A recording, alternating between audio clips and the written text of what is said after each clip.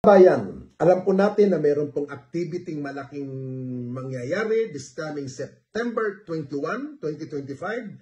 I think araw po ito ng Sunday na kung saan kahit po may mga rally, asahan po natin na ang ating kapulisan magbabantay para po mapanatili ang kaligtasan, kapayapaan sa mangyayari pong activity ito.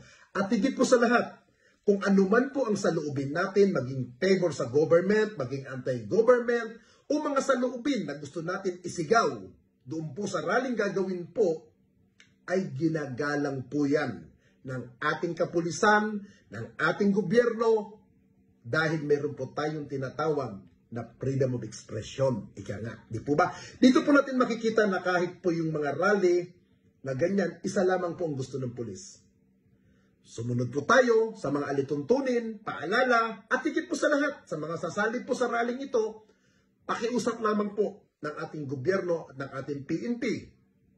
Huwag nyo na pong isama ang inyong mga anak na mga, alam nyo naman pong mga bata pa, minor de edad, para po hindi po maiwasan na mawala ang bata or kung sakali man mayroon di inaasahan, maiwasan na mapahamak yung mga anak nyo. Ang basta po ang paalala po ng ating kapulisan sa pamumuno po ng ating butihin at acting PNP Chief, Police Lieutenant General Jose Melencio Nartatis Jr., maging ligtas lang po tayo. Basta po ang ating kapulisan, nakaantabay po, nakasuporta po sa inyo, at higit sa lahat, gusto po ng pulis, ligtas po tayo.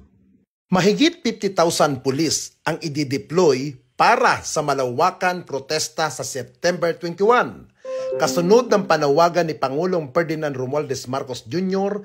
para sa ligtas at maayos na pagpapahayag ng saloobin ng publiko. Nakapaghanda ang Philippine National Police PNP ng mahigit 50,000 tauhan sa buong bansa upang tiyakin ang kaligtasan na darating na protesta rally sa September 21, 2025. Layunin ng malawakan deployment na protektahan ang mga kalahok at mga publiko habang pinapanatili ang maayos na daloy ng buhay sa mga lugar na maapektuhan.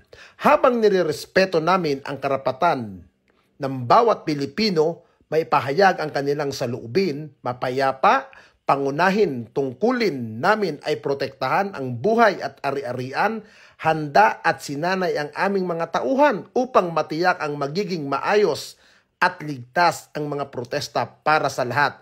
Ayon kay Acting Chief PNP Police Lieutenant General Jose Melencio Nartatis Jr. Sa kabuuan, ang deployment ay kinabibilangan ng halos 10,000 tauhan sa fixed facility post, mahigit 17,000 sa mobile patrol, mahigit 3,000 sa tulong trapiko, mahigit 9,000 sa mga checkpoint at boundary control point, halos 6,000 na naka-standby para sa crowd management, mahigit 4,500 sa Rapid Special Security Force at 415 drone operator. Sama-sama ang mga unit na ito ay magkakatuwang upang tiyakin ang seguridad ng komunidad habang iginagalang ang karapatan ng publiko na makilahok sa mapayapang pagtitipon.